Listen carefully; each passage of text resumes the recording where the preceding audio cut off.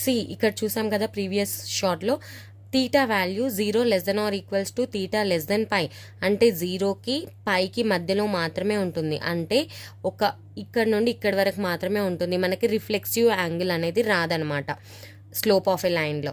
Okay, theta is given అంటే angle made by line ఇచ్చారనుకోండి, అప్పుడు స్లోప్కి ఫార్ములా ఏమవుతుంది, m = tan తీటా.